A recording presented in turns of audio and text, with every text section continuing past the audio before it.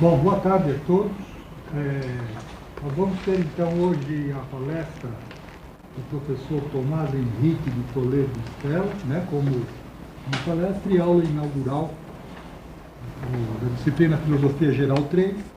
Ele atendeu gentilmente ao meu convite para falar a respeito da magia egípcia na raiz da filosofia hermética.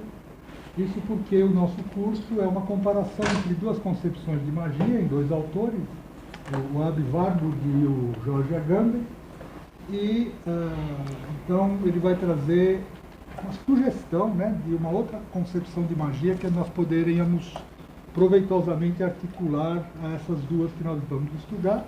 Vocês podem ficar inteiramente abertos a fazer questões, seja de esclarecimento, seja de esclarecimento, pedidos de explicação específica sobre isso, ou comparando com outras coisas que vocês gostariam de saber. Não é necessário ficar dentro do tema, pode abrir para outras interpretações. Tá? O professor Tomás, ele é historiador, formado aqui pela FETELEST. Ele tem a pós-graduação dele em economia, Durante mais de 10 anos, 13 anos, ele foi professor de relações internacionais, E aí, então, ele resolveu seguir a luz e se dedicar agora integralmente à carreira de arqueólogo, estudando, fazendo doutorado sobre economia e geopolítica no Antigo Egito, aqui no departamento de... Museu de Arqueologia e Etnologia. Museu de Arqueologia da Universidade de São Paulo. Tá? Então, passo a palavra ao professor Tomás e agradeço novamente a sua disposição para falar aqui para a gente.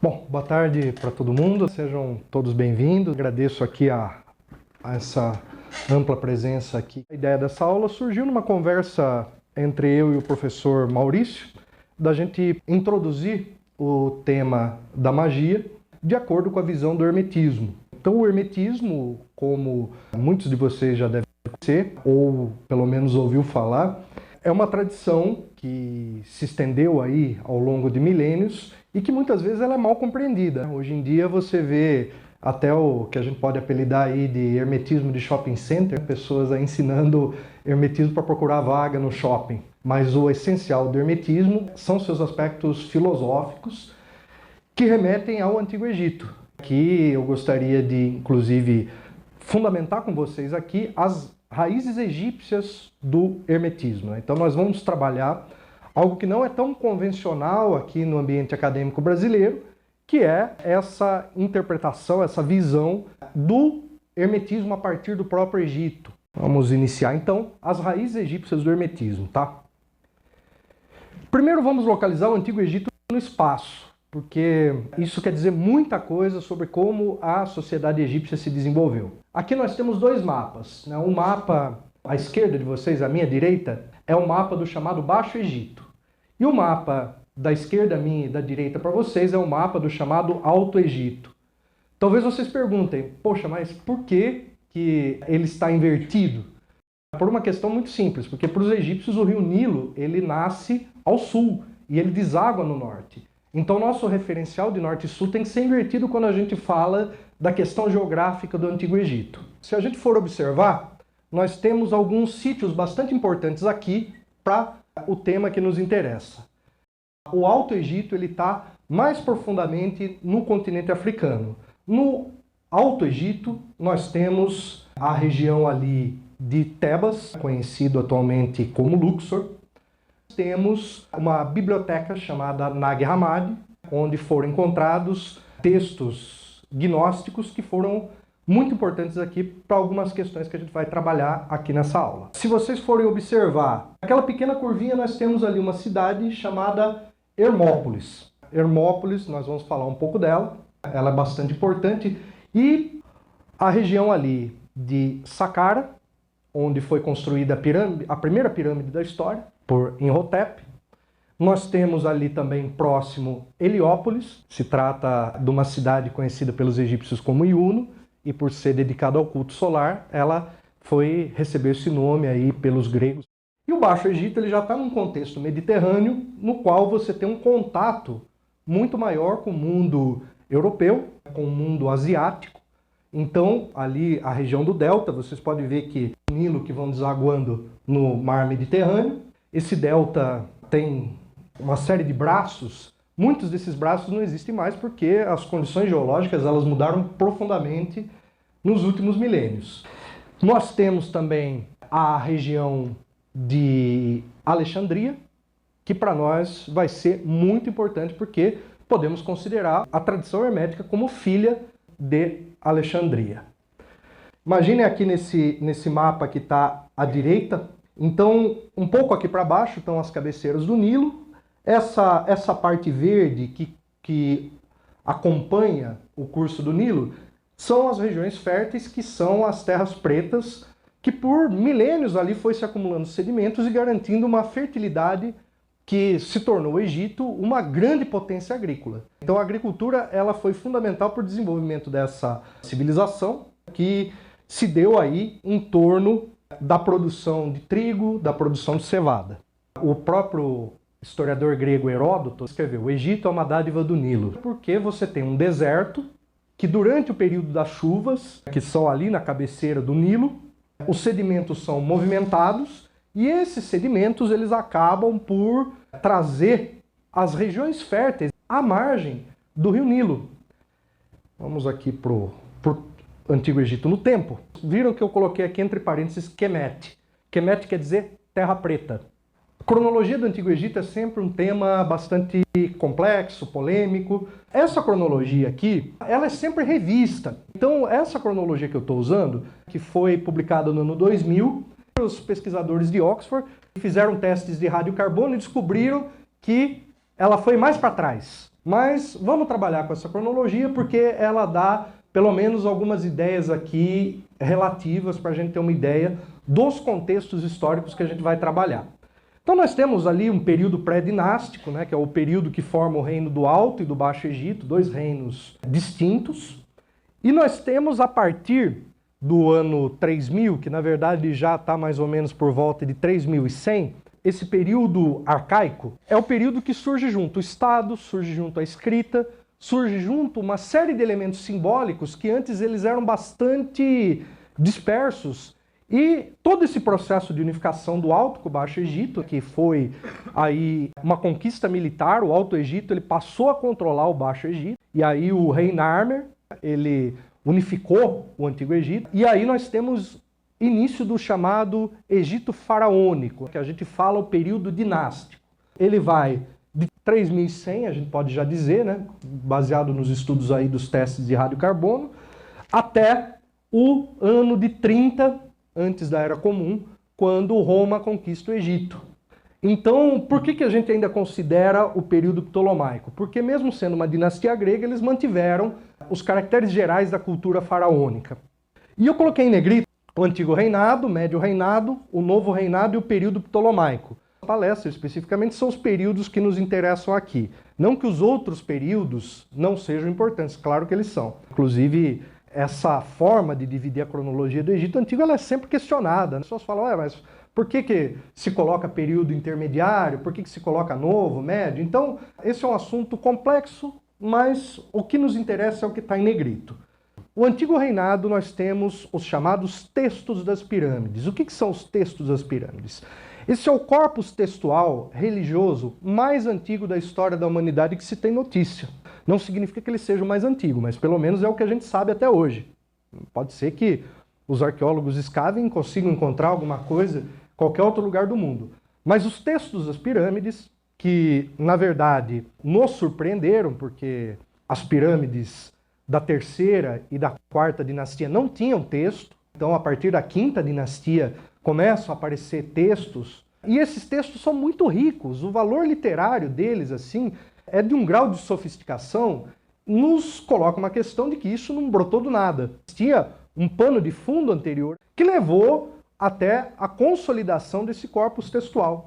Se algum dia vocês quiserem estudar os textos das pirâmides, é importante a gente entender que eles estão localizados espacialmente, então existe uma relação entre texto e espaço físico. Na arqueologia a gente chama isso de epigrafia, então é importante a gente entender o contexto epigráfico que esses textos estão colocados, o que está direcionado para o norte, o que está para o sul, porque isso tudo tem um simbolismo com relação a como os egípcios entendem a posição de certas constelações e o movimento do Sol, que é de leste a oeste. Já pulando para o Médio Reinado, chamados textos dos sarcófagos. Tradicionalmente, a egiptologia falava que esses textos representavam a democratização da cultura funerária. Hoje, tem alguns egiptólogos que contestam isso um pouco. Democratização em que sentido? Basicamente, as pirâmides eram túmulos de reis. Não? Porque para os egípcios o faraó era uma divindade. Na cultura faraônica, um faraó, ele nascia, ele ganhava um nome. Quando ele era entronizado, ele recebia um novo nome. São 5 nomes a titulatura real de um faraó, e todos esses nomes são ganhados mediante um ritual iniciático, no qual ele recebe a personificação da alma do deus egípcio Horus. Então, a partir do momento que você é coroado, você recebe o cajado e o chicote. Então, ele é, ao mesmo tempo, um guia, ao mesmo tempo, um juiz. A cultura egípcia, ela é profundamente rica em simbolismo, não tem nenhuma cor, nenhum símbolo ali que está lá à toa. Todos eles têm um significado e muitos deles são passados a partir de rituais iniciáticos complexos, muitos dos quais se perderam porque eles eram transmitidos apenas oralmente. E a gente pode reconstruir parte deles baseado no registro epigráfico que a gente tem nos templos e no registro iconográfico e também a partir dos papiros. A partir do momento em que você tem um sistema religioso que garante o além-vida para os reis, o que tradicionalmente se diz é que quando vem os textos do sarcófago, a população tem acesso ao além-vida. Por isso que falava-se em democratização do além-vida. No entanto, hoje isso é questionado porque já se encontraram algumas evidências de que no passado já existia isso também em parte da população. Claro que não na mesma sofisticação que a gente vai ter para um faraó, para um alto sacerdote, para um alto funcionário. Aliás, na arqueologia é muito interessante para a gente conhecer as classes sociais, basta a gente ver os túmulos de cada um, para a gente saber o nível social, a posição hierárquica que cada um recebeu. Então, uma pirâmide, na verdade, você não está construindo simplesmente uma tumba para um rei. Você está construindo uma máquina para garantir a eternidade para essa divindade encarnada. E aí isso faz muito mais sentido a gente entender por que eles construíam coisas tão monumentais para uma pessoa. E é uma tremenda besteira quando vem aquele tipo de History Channel dizer isso é um monumento ao ego do faraó. Não, não é o ego do faraó. A ideia de ego é uma coisa bem contemporânea. Ali ele está fazendo parte de um contexto. Você construir uma pirâmide era uma honra para um arquiteto, para um pedreiro, para qualquer trabalhador envolvido naquela obra, significava ele estar trabalhando diretamente com uma divindade. Então era uma honra muito grande, tanto que ele era agraciado com títulos, ele era pago em salário, salários muito mais altos do que recebiam, por exemplo, os agricultores. Os agricultores eles tinham que pagar certas corveias, tinham que pagar certas taxas de impostos, e ao mesmo tempo eles recebiam em troca certas coisas que o Estado fazia essa mediação. Não era uma sociedade mercantil, você não tinha uma burguesia estruturada como classe, tal qual vai ter na Europa medieval, ou tal qual tinha, inclusive, na própria Grécia e Roma. O Egito, ele é uma sociedade com características muito peculiares que a gente precisa entender ela para não enquadrar em certos esquemas que não funcionam. Por exemplo, quando a gente vê aqueles filmes de Hollywood de escravos puxando pedra debaixo do sol tomando chicotada, isso não faz o menor sentido do ponto de vista histórico. Alguém consegue imaginar alguém puxando pedra e tomando chicotada? Não faz sentido. Muito menos quando a gente vai e escava as tumbas ali e encontra os vestígios materiais das pessoas que trabalharam naquelas obras. Mas aqui a gente não vai falar de pirâmides, nós vamos rapidamente explicar que do texto das pirâmides veio o texto dos sarcófagos, e depois, no Novo Reinado, nós vamos ter finalmente o livro egípcio dos mortos. Na verdade, esse é um nome equivocado. Por que ele tem esse nome? Porque os primeiros arqueólogos, quando foram escavar, perceberam que os mortos eram enterrados com um livro junto. e aí eles começaram a chamar de Livro dos Mortos. Mas o nome do livro é Sair à Luz do Dia, porque existe uma analogia entre a morte de uma pessoa e o ciclo do sol. Então, a partir do momento que uma pessoa morre, ela entra na sua noite. E ela vai ter que enfrentar todas as adversidades para poder renascer no além-vida. Então, isso é uma concepção cíclica de tempo, que os egípcios eles têm duas concepções de tempo simultânea, uma concepção que é cíclica e uma concepção linear, que convivem em conjunto. E, finalmente, aqui em negrito, nós temos o chamado período ptolomaico. O período ptolomaico vai de 332 a 30 antes da Era Comum, e ele começa quando Alexandre o Grande conquista o Egito. O Egito estava sob domínio persa, e os persas eram extremamente cruéis com os egípcios. E quando Alexandre o Grande ele conquista o Egito, o que nós temos é um efeito exatamente contrário. Ele é considerado um libertador e não um dominador. Por quê? Porque o Alexandre o Grande, inclusive ele foi aluno de ninguém menos do que Aristóteles, o pai de Alexandre o Grande, o rei da Macedônia. Ele contratou Aristóteles para ensinar Alexandre, né? Ele foi o tutor, foi muito bem pago para ensinar Alexandre o Grande. E quando Alexandre o Grande conquistava, então ele construía ali bibliotecas, anfiteatros, costumava preservar as culturas, e por isso que ele foi chamado de O Grande. Não só pela quantidade de territórios que ele conquistou, mas principalmente pelo tipo de valor que ele representou e pelo momento histórico que acabou aí se desenrolando com Alexandre o Grande.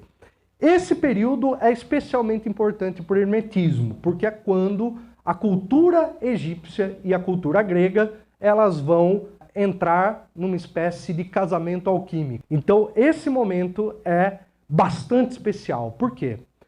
Quando se constrói a cidade de Alexandria, que tem o nome de Alexandre, logo em seguida os reis que vão ser Ptolomeus, a chamada dinastia dos Ptolomeus, eles vão investir profundamente no conhecimento mais amplo e plural que se tem notícia.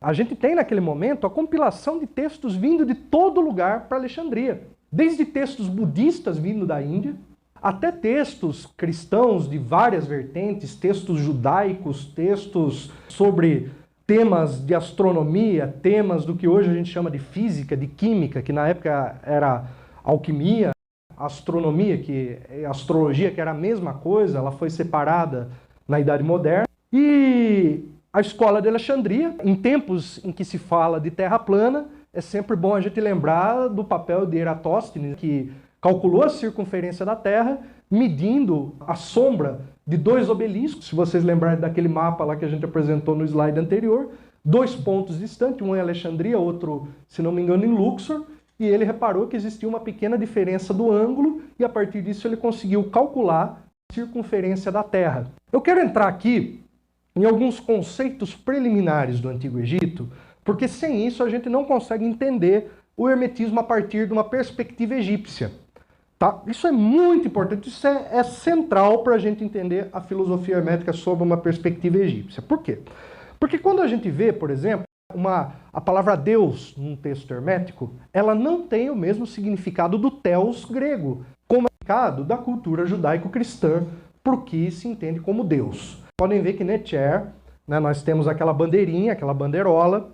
Existe toda uma discussão filológica de por que os egípcios representam Netcher por uma bandeira, mas na frente de todos os templos sempre havia uma bandeira. Então existe essa identificação de algo espiritual, talvez seja por causa do vento, enfim, não, é uma discussão aqui que não vem ao caso agora, mas Netcher. Netcher quer dizer, em vários contextos, né, então a gente pode dizer Deus, um contexto mais genérico, ou Uno. O que é o Uno? Nesse contexto egípcio, seria o autocriado. A hora que eu for explicar as cosmogonias egípcias, vocês vão entender essa ideia do autocriado, que é o demiurgo, né? O Deus criador, a força, a fonte a partir da qual tudo se origina. Então é muito diferente daquilo que a gente concebe. Por quê? Porque a palavra Netcher, ela pode ser também usada para ser divino, ela pode ser usada para algo espiritual, então depende muito do contexto no qual você lê. Nós temos um pequeno problema em termos de redação, porque os textos egípcios mais antigos, né, nós temos a evolução da língua egípcia, E o egípcio antigo, o egípcio clássico e o neo-egípcio. Então, no egípcio antigo e no egípcio clássico, nós não temos artigos. Então, isso dificulta muito a gente saber se está falando o Deus, os deuses, a deusa, as deusas, ou se está simplesmente falando do modo genérico. Exceto quando eles colocam Nechert, que aí é deusa, Necheru, que seria deusas. Existe como você fazer isso direto no substantivo, porém, a ausência do artigo ela dificulta muitas vezes a gente entender a contextualização. Nós temos o plural de Deus, que é Necheru. Então vocês podem ver, e prestem muita atenção nisso, porque quando a gente for falar do número 3, reparem que o plural para o egípcio é sempre colocado em 3. Então, toda vez que vocês verem 3 caracteres em egípcio junto, trata-se de um plural. Ou quando vocês verem o U. O U, em geral, é aquele hieróglifo da codorna. Muita gente olha ali e pensa que é um pintinho, mas não era pintinho porque não tinha galinha no Egito. Trata-se de uma codorna. Então, seria isso o plural. E aí o Necheru é muito importante a gente entender, a tradução básica é deuses, mas o mais importante, para os egípcios é a manifestação múltipla do uno. Esse conceito é central, porque quando se fala em politeísmo e monoteísmo, essa dualidade não se encaixa no Antigo Egito. O Antigo Egito se entende que existe o uno, esse uno ele tem a sua multiplicidade. E essa multiplicidade, em certos momentos, ela pode ser personificada em seres divinos, que são os Necheru, os deuses. Isso é fundamental. Muitas vezes as pessoas não conseguem entender essa questão de que o uno e o múltiplo não se negam, e acabam puxando aquele discurso que fundamentou a construção dos ideais monoteístas. No caso do Egito, isso não se aplica. Não existe uma oposição entre a fonte que tudo origina e os frutos dessa criação. Nós temos aqui um conceito que é o conceito de Zeptep, que quer dizer o início seguido à criação. E a hora que eu for explicar as cosmogonias, vocês vão entender a importância que tem o Zeptep. Porque antes da criação existe um processo pré-criacional que é o ordenamento das forças do caos. Cada cosmogonia, ela trata de uma forma esse momento pré-criacional.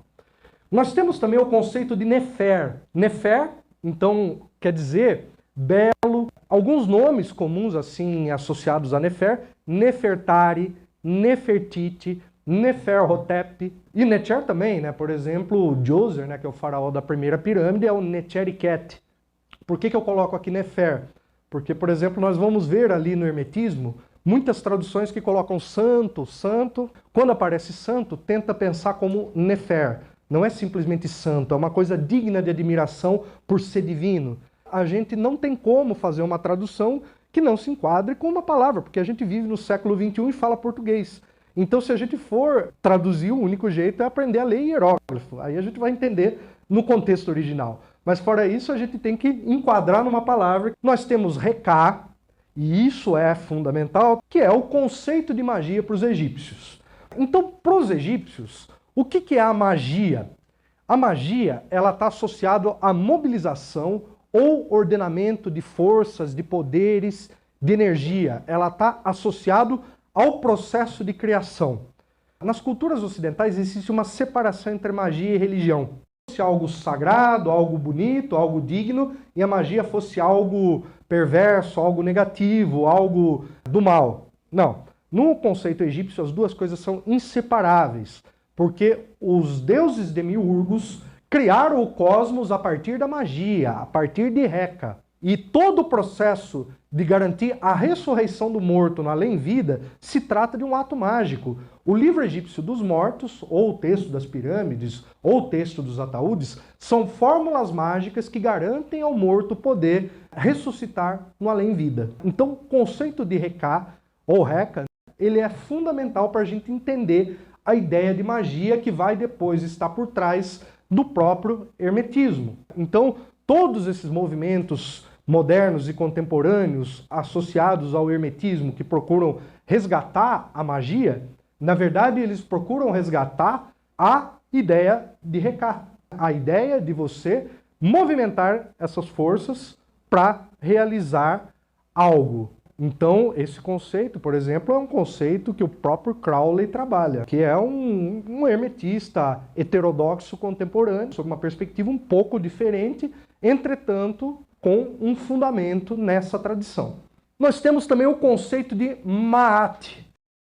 Os caracteres ali hieroglíficos Ma, A e o Tzinho no final. Você pode ver que está traduzido, entre parênteses está transliterado, e na frente está em hieróglifo. Então, Ma'at, se vocês forem ver, o último caractere, ele é um rolo de papiro. Esse é um determinativo. No Antigo Egito, uma pequena introdução à escrita egípcia, para vocês, bem rápida. Um determinativo, ele não tem uma função fonética, ou seja, ele não emite som. Ele tem simplesmente uma função semântica, ele dá um significado.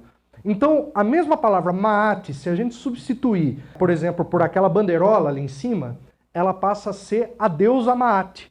Ou se a gente colocar uma imagem de uma mulher sentadinha, nós estamos falando da divindade Ma'at. E se a gente colocar uma mulher sentadinha sem o símbolo de uma deusa, uma mulher comum, pode ser o nome de uma pessoa. Então, a mesma palavra ela vai ter o seu sentido semântico modificado de acordo com o caractere determinativo que vem no final da palavra. Como ali a gente tem um rolo de pergaminho, o que ele quer dizer? Uma ideia abstrata. Isso, para se fazer uma tradução de textos egípcios, é fundamental, porque aí a gente consegue entender o sentido semântico da palavra. E os egípcios deixavam isso bem claro para não ter problema para o leitor saber do que se tratava. Diga.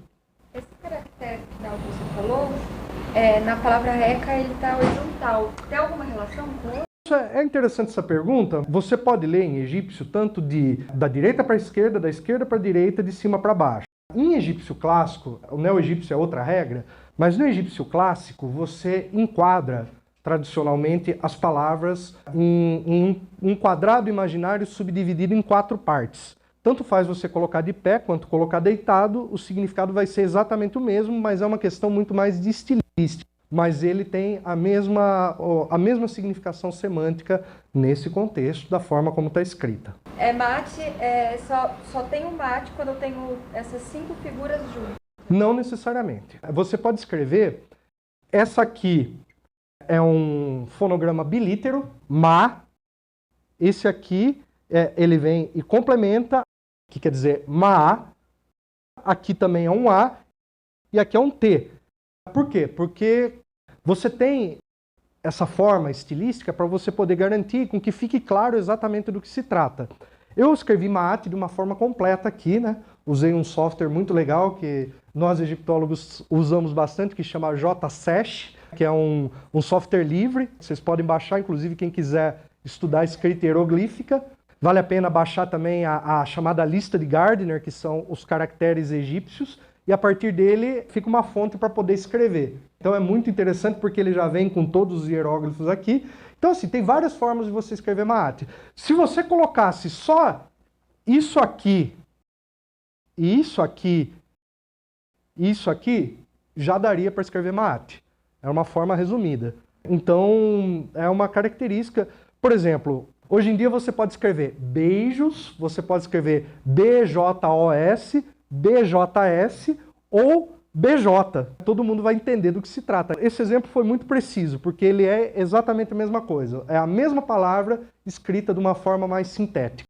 Você falou assim, cara, você explicou a questão dos quadrados. Existe alguma questão, os quadrados remetem a alguma geometria simbólica? Sim, a ideia é de Ma'at.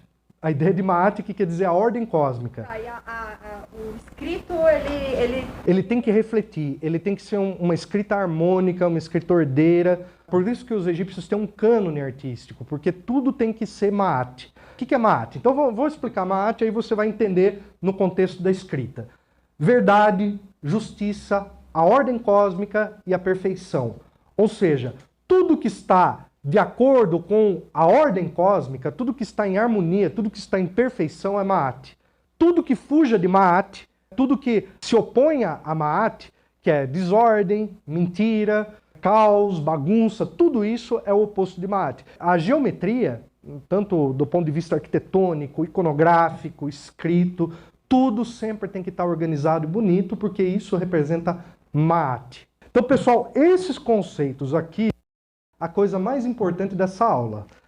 Quando você fala do Netzer como Deus e do Netzeru como as manifestações múltiplas do Uno, se essa cosmogonia tem alguma coisa a ver com outras cosmogonias africanas, como os iorubás, etc. Olha, essa é uma pergunta interessante que ela nos remete a um debate na arqueologia do chamado difusionismo cultural. Não é nem bem um politeísmo, nem bem um animismo. Isso, e não é monoteísmo, não é politeísmo. Qual que é a questão? Vou explicar primeiro o difusionismo, depois aí eu já aplico. Existe um problema que, assim, ao longo do século XIX, sempre se acreditou que existia uma difusão a partir de uma única cultura. Então tudo surge de uma única cultura e se difunde para as outras. O problema é que hoje, com as descobertas arqueológicas, nós descobrimos que não é bem assim. Então, por exemplo, surgimento da agricultura. Sempre o mais antigo que achava, todo mundo olhava e falava, então difundiu desse ponto para o resto. Hoje a gente sabe que a agricultura ela surgiu em vários pontos do mundo ao mesmo tempo. E com características distintas. Por exemplo, esses tempos eu publiquei um negócio sobre a cerveja do Antigo Egito. Falei que os egípcios eram os pais da cerveja, os criadores da cerveja. Aí vem um pessoal falar, não, mas a Suméria tem cerveja mais antiga. Só que a fórmula da Suméria é completamente diferente da fórmula egípcia. O que significa? Como a mesma coisa é escrita. A escrita egípcia e a escrita suméria surgiram ambas mais ou menos na mesma época, aí, com uma diferença de poucos séculos, aí, talvez décadas, né? Difícil a gente precisar. No entanto, cada uma evoluiu da sua forma própria. O que eu quero dizer é o seguinte, pode ser que exista uma analogia, só que isso não significa necessariamente que houve uma difusão de um para o outro. Entende? Então, pode ser que a gente pegue e aplique um conceito egípcio numa cultura iorubá e faça sentido. Só que isso não vai significar que a cultura iorubá foi difundida a partir do Egito. Isso é muito importante porque isso também, de certo modo, quebra aquela visão eurocêntrica que a gente tem, colonialista. Diga. Essa quebra da dicotomia entre um e outro na mitologia egípcia, ela também existe um par na mitologia hindu. Eu aproveito a pergunta dele, isso se deve a uma origem indo-europeia comum? Então, é exatamente aquilo que eu estou contestando. Possivelmente não. Existe assim, uma vontade nossa de querer buscar aquela origem essencial, mas às vezes não é. Às vezes ela tem um desenvolvimento com características próprias. No entanto, no período de Alexandria, houve contato entre a cultura indiana, a cultura egípcia, a cultura grega, a cultura ali do centro da Ásia, Afeganistão, Paquistão, todos aqueles cantos ali, da própria África. Então, pode ser que tenha, mas vamos tomar cuidado com o difusionismo. Sugiro melhor do que isso, mitologia comparada. É um método muito mais rico do que o difusionismo. Por quê? Porque com a mitologia comparada, a gente consegue estabelecer uma analogia sem descaracterizar a sua essência. Diga. Mas existia um Deus criador diferente. Seria um demiurgo que criou e depois se retirou do processo. É isso que você quer dizer? Mas no caso, usando uma analogia com a mitologia hindu, de que existiria um Deus acima de todos, que ele seria... Hoje em dia falar Deus acima de todos não está muito legal. A ideia é o seguinte, nós vamos falar da Tábua de Esmeralda mais para frente. Tudo é e precede do Uno. Tudo pela mediação do Uno. Desse modo nascem as adaptações. Essa é a chave. Então, ou seja, você tem uma fonte que é o Uno. Tudo precede do Uno e é o Uno. Ou seja, tudo está no Uno.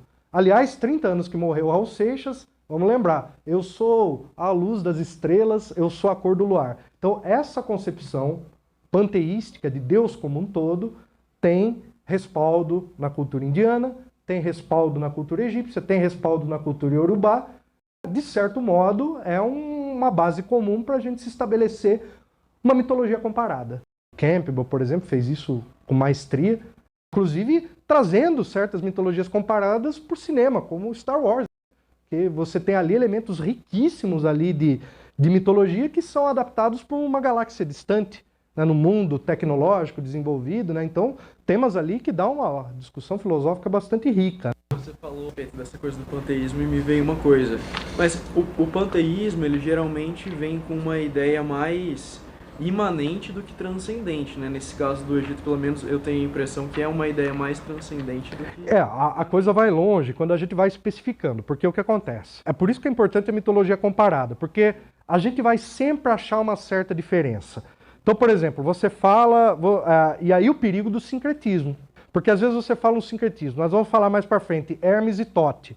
Mas, por exemplo, Tote, né, é uma figura muito mais divinizada, e Hermes é o ladrãozinho ali e tal, né? Então você fala, pô, mas tem alguma coisa aqui que não está batendo. Eles têm atributos em comum, mas têm atributos que chegam a ser opostos. Então, a gente fazer a comparação é muito importante desde que a gente não descontextualize. Então, claro, você tem panteísmos de todas as espécies possíveis. Quando a gente fala de religião egípcia, nós temos que entender que os egípcios tinham muitas diferentes cosmogonias que conviviam simultaneamente, algumas até contraditórias, não chega a ser contraditórias, mas diria distintas, que dizem coisas diferentes, que não se contradizem, mas ao mesmo tempo dizem de uma outra forma.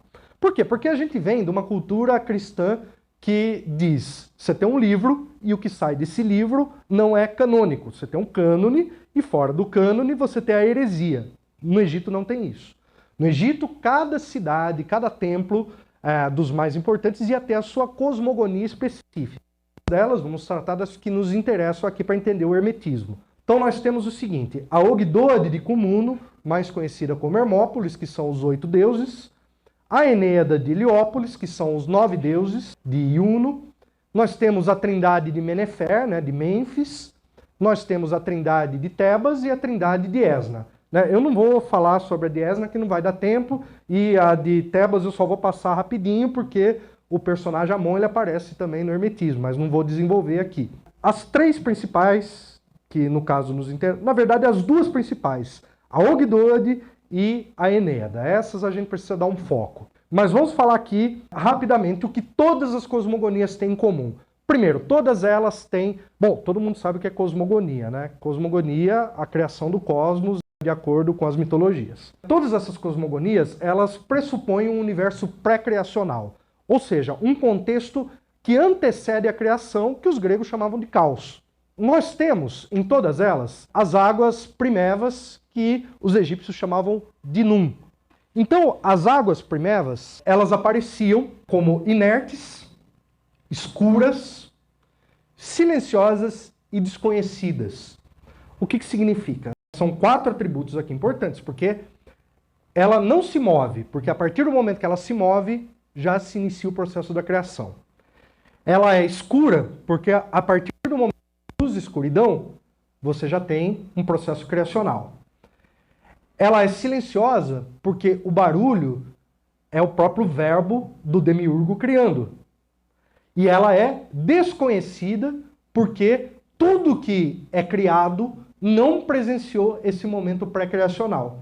Tá? Olha o contexto filosófico que importa. E por que isso é importante? Prestem bem atenção, porque a hora que a gente for entrar no Poimandres, esses conceitos vão aparecer numa revelação que Hermes vai receber. Mas aí nós vamos chegar lá na frente. O processo de criação ele se inicia a partir de uma colina primordial. Essa colina primordial ela tem 2 nomes distintos.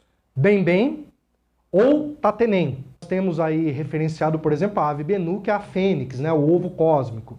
Não dá para a gente detalhar isso tudo, porque... Vou dizer para vocês uma coisa, teria que dar uma disciplina para a gente poder entender todas essas cosmogonias egípcias, mas são textos riquíssimos, coisas muito detalhadas, com questões filosóficas profundas. Então disso aqui eu preciso que vocês entendam o seguinte. A Ogdoade de Cumuno, né, de Hermópolis, o deus demiurgo é Tote. Nós vamos falar dele aqui. Esse aqui eu gosto muito dele, eu trouxe lá do Egito, comprei na Biblioteca de Alexandria. Na biblioteca moderna, porque a biblioteca antiga está debaixo do mar. Então, a biblioteca moderna é uma das maiores do mundo. O deus Tote, vocês podem ver aqui, ele está escrevendo porque ele é um deus escriba. Eu vou explicar um pouco de Tote mais para frente. Então, na Enéada de Iuno, de Heliópolis, a divindade demiurgo é Ra. Só que aí vocês vão ver, mas ali está Atum, Kepri, Ra, claro. Vamos entender o Sol. Quando o Sol nasce, ele aparece como Kepri, que é o escaravelho que emerge do meio da Terra ali, carregando aquela bola que representa o Sol. Aí, quando ele está no meio-dia, ele é Ra-Horakhti, Horus entre os horizontes, Akhet, Akhet quer dizer em egípcio horizonte, Akti com Y no final. O egípcio ele tem o singular, o duplo e o plural. Então tudo que termina com Y em egípcio é duplo. Então, Horus dos dois horizontes, que é Ra ao meio-dia. E Atum, que é Ra na hora do sol se pôr. Ogdode de Comuno. Vamos falar de Hermópolis. Hermópolis, como o próprio nome sugere, a cidade de Hermes, no caso Tote, que é sincretizado pelos gregos. Então, aqui nós temos o quê? Nós temos 8 divindades primordiais, que a gente chama das forças originárias do caos, que são as forças que antecedem a criação. Estão vendo que essas 8 divindades, macho e fêmea, 4 machos e 4 fêmeas, elas estão cultuando o monte da criação. Aqui nesse caso, como Tatenem. Como Bem ele aparece na cosmogonia heliopolitana. Aqui ele aparece como Tatenem. Então, quem são essas 8 forças do caos?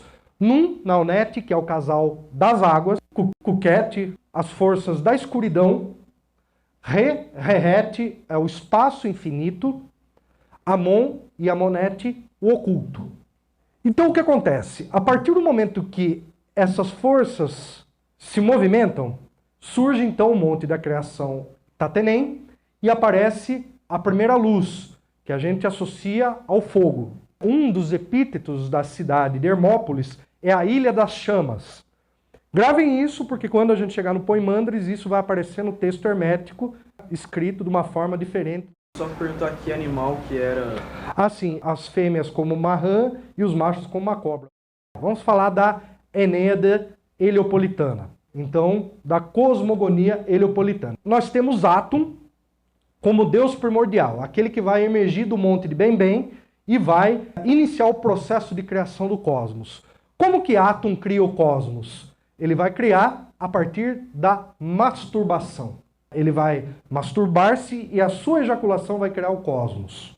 Então, é um pouquinho diferente, mas é assim que os egípcios conceberam esse processo. Quando o Atum ele vai surgir, então, no Monte Bem, é engraçado, né? Porque é uma explosão, né, do Monte Bem. Lembra até o Big Bang, não é claro? Lembra, mas não tem nada a ver, porque são contextos completamente diferentes. Que eu já vi gente por aí fazendo essa associação, mas não quer dizer uma coisa se vincula a outra. Mas, a partir do momento que Atum ele vai criar o cosmos, ele tem 2 filhos. Shu, que é identificado como a luz, o ar, como a característica seca, e Tefnut, que é o oposto, é a umidade. Então, por quê? Porque aqui são 2 forças. Pensa o seguinte, você tem o seu sentido arquetípico. Nós estamos falando aqui de um triângulo arquetípico. Um mundo que ainda não ele está iniciando o processo de manifestação. Do casamento de Shu e Tefnut nascem 2 filhos, Geb, que é a terra, e Nut. Nut, que é o corpo estrelado noturno, que é a Via Láctea. Se vocês forem observar, os egípcios eles retratam Nut como uma deusa que ela fica de 4, cobrindo o planeta a Terra, que é Geb, e aí você tem aí uma hierogamia entre os 2. Então, Geb, que é a Terra, ele aparece deitado, com o falo ereto, enquanto Nut aparece pelada, nua, né, em volta dele, com os 2 tendo uma relação sexual cósmica, da qual vão nascer 4 deuses fundamentais. Osíris, Ísis, Set e Neftis. Então, Osíris é um deus ligado à fertilidade, que é o deus associado à terra preta do Nilo. Ísis, a sua consorte feminina, que também é uma deusa que tem atributos mágicos, ela está associada à questão da mãe, né? Ela aparece amamentando seu filho Horus. Ísis é uma deusa muito completa, tanto que ela foi uma das deusas mais cultuadas na história egípcia. São muitos atributos. E era uma mulher poderosa. A Sete é o deserto, seria aquele deserto infértil. E Neftis, a sua contraparte feminina. Neftis quer dizer Nebet Hut, que quer dizer a senhora da casa. Eles estão sempre em grupo de 4. Isso tem alguma coisa a ver com as estações, não? Não, porque os egípcios dividiam a estação do ano em 3, mas eles estão sempre em dupla. Sempre é um casal com as 2 polaridades. Entretanto, algumas divindades que têm os 2 gêneros em um. O deus Hapi, que é o deus do Nilo, ele é um deus andrógeno. Aparece com seios que representam as águas do Nilo.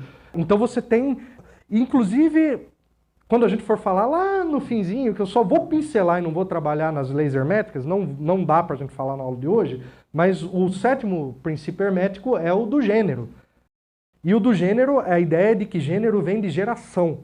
Então, para você gerar algo, gênero não quer dizer sexo, não quer dizer sexualidade no contexto egípcio, no contexto original ele está dizendo arquetipicamente de forças que geram. Forças que geram, você precisa de um elemento masculino, de um elemento feminino, e, inclusive, na própria lei hermética se diz que a própria androgenia significa ter os dois gêneros em um. Ou seja, enfim, esse é um debate lá para o final. Mas isso já está presente, então, nesses contextos, são esses casais. Aliás, os egípcios sempre destacaram isso. Sempre tem um homem, uma mulher, uma divindade masculina, uma feminina, procuram sempre manter esse equilíbrio. Tem alguns trechos aqui dos textos das pirâmides que eu queria ler rapidamente para vocês entenderem. Atum, ele dizendo, eu nasci em Num antes que o céu existisse, antes que a terra existisse, antes que o que tivesse que ser feito existisse, antes que existisse o tumulto. Ou seja, a ideia de colocar Atum como o Deus primordial. Eu sou o fluido corrente, eu emergi da criação das águas, sou uma serpente de caudas numerosas. Olha, gravem bem essa serpente, porque quando a gente chegar no Poimandres ela vai fazer sentido. Que está a cosmogonia heliopolitana. Também não dá aqui para a gente contar o que aconteceu entre Osíris, Ísis, Sete e Néftis, porque isso vai ficar para outra ocasião. Aqui nós temos a trindade de Mênfis, a trindade menfita. Aqui vocês estão vendo a famosa pedra de Chabaca. Ela está com essas marcas porque ela foi reutilizada, né? Então ela ficou danificada. Mas o texto que tem no fundo é um texto que narra a cosmogonia menfita, no qual o deus demiurgo é o deus Ptah. Ptah é um deus bem bondoso, é um deus criador, é o deus que está na frente ali. Atrás dele tem a deusa Sekhmet, que é uma deusa brava, poderosa, que destrói cidades inteiras quando ela está enfurecida. Então é um certo equilíbrio. Ele é um deus pacifista, ela é uma deusa destruidora. E aí você chega no equilíbrio, que é Nefertum, que é aquele deus ali, que é o deus que emerge de uma planta sagrada que os egípcios usavam, que é uma planta enteógena, que é o lótus azul. As pessoas aqui no Brasil conhecem muito a ayahuasca, no México se conhece o peyote, né? No Egito era o lótus azul, que inclusive era uma flor afrodisíaca. Bom, o que a gente tem aqui? Um trecho da cosmogonia menfita. Deuses que vieram à existência por Ptah são Ptah sobre o grande trono, Ptah Num, o pai que fez Atum. Ó, aqui já mudou. Quem fez Atum não foi Atum autogerado. Atum é criado por Ptah, porque aqui a cosmogonia é a cosmogonia menfita. Ptah Nunet, a mãe que deu nascimento a Atum, Ptah o grande, que é o coração e a língua da Enéade. Toda a ordem divina veio em existência através do que pensava o coração e ordenava a língua. Ptah criou o universo a partir do coração e da língua. Ele sentiu e verbalizou. Ele vem pelo coração e a partir do seu coração, do seu sentimento, ele cria o cosmos. É um ato de amor. Vamos lá. A tríade tebana, só vou falar rapidamente. Amon, Mut e Khonsu. Amon, o deus oculto. O culto de Amon foi muito poderoso na história egípcia, principalmente no Novo Reinado, né? Então, é o apogeu do Egito, é a época de Amon. Então, rapidamente aqui, o papiro de Leiden, que está na Holanda.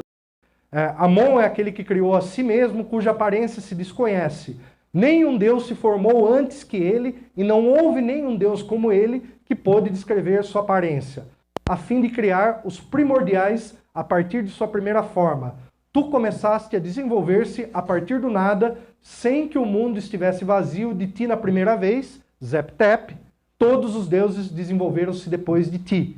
Ou seja, Atum, um deus que criou a si mesmo e que criou todos os outros deuses na cosmogonia heliopolitana. Tote, o deus que originou-se de si mesmo, que criou os deuses das forças do caos, a partir da teologia hermopolitana. Da tríade tebana, é Amon que faz esse papel. E da tríade menfita, é Ptah que tem esse papel. São épocas diferentes ou é lugares diferentes? Épocas, lugares diferentes. Essa é uma questão interessante, porque o que acontece? Suponhamos que você se torna faraó e você é um sacerdote de Mênfis. Você vai, estabelece o culto de Mênfis como o culto principal do Egito. Aí chega a minha vez. sua dinastia governa lá 200, 300 anos, aí eu venho, sou de Tebas e passo a controlar o Egito. A minha tradição passa a ser a principal. No entanto, o faraó que fosse, ele sempre ia distribuir presentes para todas as cosmogonias, para todos os deuses, ele convivia, de certo modo, em harmonia com essas interpretações teológicas diferentes. Por quê? Porque isso era um conhecimento secreto, é um conhecimento iniciático. Só tinha acesso a esse conhecimento quem se iniciava nas tradições. As pessoas tinham lá suas capelinhas, mas não sabiam essas histórias no nível que sabiam os sacerdotes. Tanto que os templos egípcios, eles eram as casas dos deuses. Eles não eram lugar de culto. Não é uma igreja como você vai lá na igreja católica, você senta ali e fica rezando. Não, as pessoas ficavam do lado de fora. Quem entrava dentro do templo era só as pessoas que eram iniciados naqueles mistérios. Então essa coisa que hoje a gente conhece de rituais iniciáticos para transmitir conhecimentos arcanos, isso é muito egípcio. Isso é muito egípcio. Maçonaria, Rosa Cruz, martinismo, tudo isso aí segue o modelo que existe lá atrás no Egito. E não era para qualquer um. Isso que a gente está vendo aqui é graças à arqueologia, graças à história, graças à filologia, que a gente consegue recuperar parte disso. Porque outras partes era tudo tradição oral. Milênios de tradição oral que se perderam quando a língua egípcia foi substituída por outras línguas, como por exemplo o árabe.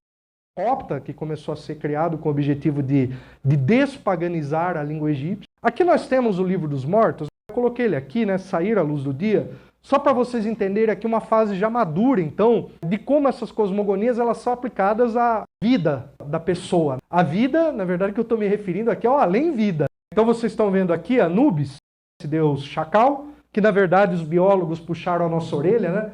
Nós, da história, da arqueologia, a gente costuma chamar Anubis de chacal, mas os biólogos falaram que não tem chacal no Egito. Anubis, o lobo do deserto, está aqui levando o defunto. Vocês podem ver aqui o personagem, ele está com uma túnica de linho branco, em 3 cenas diferentes. Reparem como essa imagem, ela está em 2 dimensões, mas ela está representando um movimento. Na primeira cena, ele está apresentando a chamada confissão negativa. O que é a confissão negativa? São 42 confissões do que ele não fez. Ele não roubou, ele não matou, ele não poluiu as águas do rio Nilo, ele não roubou as oferendas do templo. Então tudo, se vocês querem entender o conceito de Maat, é a sala da dupla verdade. Que os 10 mandamentos de Moisés, basicamente é uma condensação disso em 10, de acordo com os valores do judaísmo. É muito semelhante, né? Não matei, não roubei, não dormi com a esposa do meu amigo. Então tem isso também ali, né? Enfim, depois que ele fez a sua confissão, ele é levado para a pesagem do seu coração. Os egípcios dividiam a existência em 9 partes. Isso aí é um tema complexo, não dá para tratar rapidamente. Mas você tem o Ba, que é a alma, o Ka, que é o duplo, você tem o Ab, que é o coração, e o coração vai ser pesado aqui.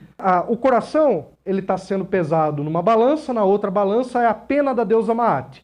O coração não pode ser nem mais pesado, nem mais leve do que a pena de Maat, porque se ele for mais pesado, ele é denso, e se ele for mais leve, significa que ele não fez o que tinha que fazer. Então ele tem que ser equilibrado, ele tem que ser retilíneo, é Maat. E aí, se caso o coração dele for mais pesado ou mais leve, ele é comido por aquele bicho ali, o devorador de almas.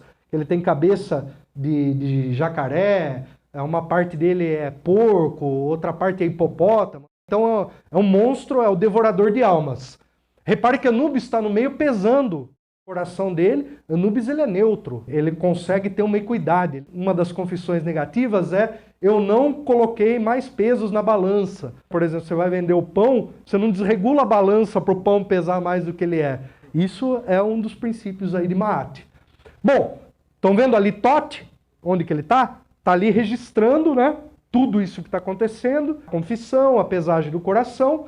Anubis traz ele, faz a medida, Thoth registra. Ele passou por todas essas provas. Finalmente Horus apresenta ele para Osíris, onde está ali, ó, Osíris com Ísis e Néftis, a esposa e a irmã de Osíris. E aí, finalmente, ele vai ter a sua imortalidade garantida. Ele vai ganhar um terreno e ele vai poder trabalhar eternamente no mundo onde ele viverá com os deuses. Vamos falar de Thoth. Essa aqui é a imagem de Thoth. Então, na verdade, Tote é a forma como a gente fala contemporaneamente. O nome dele é Jehut, que quer, na verdade, dizer Tote em egípcio. Algumas variações: Jehut, Jehuti, Tahut, Terut, Zerut, Techu, Tetu, Teut, Tote, Tate. Tudo isso a gente encontra nas diversas línguas, em copta, em grego, em árabe. Ele é responsável pela criação da escrita, da matemática, da geometria, da astronomia, do calendário, da medicina.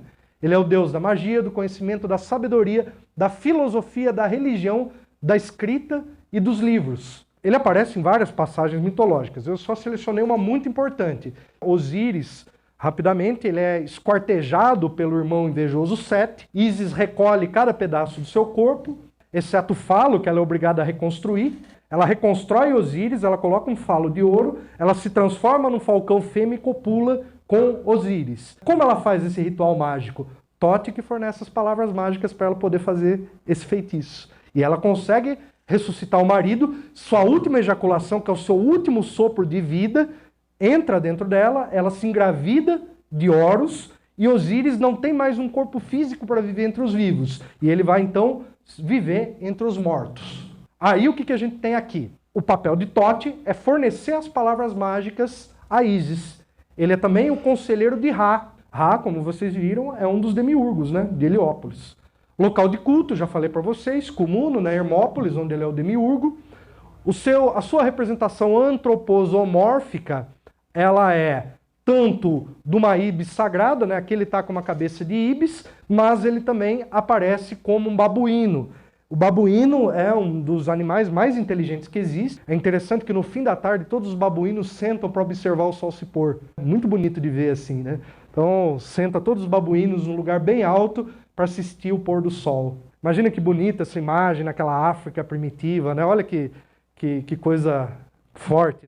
Consorte, ele tem 2 esposas, cada uma aparece num contexto. Sechate, que é a deusa também da escrita, ela tem atributos deusa das medidas, né, deusa dos cálculos, ela é muito parecida com Tote. Ou Maat, a própria Maat também em alguns contextos ela aparece como esposa de Tote. Sincretismo, para os gregos ele é Hermes, para os romanos ele é Mercúrio, e há também a representação de Hermanubis, que é uma espécie de fusão dele com Anubis. Os astros, ele é um deus lunar, mas também ele é associado no zodíaco egípcio com a constelação de Gêmini, né? Ou Gêmeos, se assim preferirem. Quase no fim, vou falar rapidamente de Imhotep. Ele é o primeiro grande sábio, né? Primeiro gênio assim, que a gente tem notícia na humanidade. Pode ser que antes dele tenha existido aí pessoas muito sábias, mas ele era uma espécie de Leonardo da Vinci do Antigo Egito. Sabe aqueles que conseguem ser tudo e deixar um legado gigantesco para a humanidade, né? Tipo um Da Vinci, né? Tipo, de vez em quando aparecem uns caras assim aí, umas mulheres assim, que conseguem deixar um registro muito forte aí para a humanidade, né? Então, ele viveu no século 27 antes da Era Comum, portanto, há mais ou menos aí uns 4.600, 4.700 anos. Era considerado pelos egípcios uma encarnação viva do deus Tote. Ele foi vizir do faraó Djoser, né?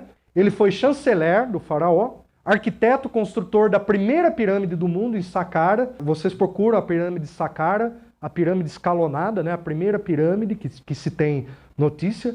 Recentemente alguém me contestou, falou, mas tem pirâmides na Bósnia mais antiga. Ninguém provou nada que aquilo é pirâmide em primeiro lugar. Quem dirá que é mais antiga do que as do Egito? Então vamos continuar com aquilo que a gente sabe. Quando alguém comprovar, né, a história tem que ser comprovada. Se alguém comprovar, a gente transcende. Se não comprovar, fica a versão que está, porque é a que mais se sustenta.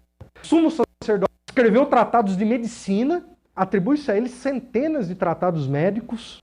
Ele foi deificado como Asclépios para os gregos e como Esculápio para os romanos. E aí fica aquela pergunta, seria ele Hermes Trismegisto?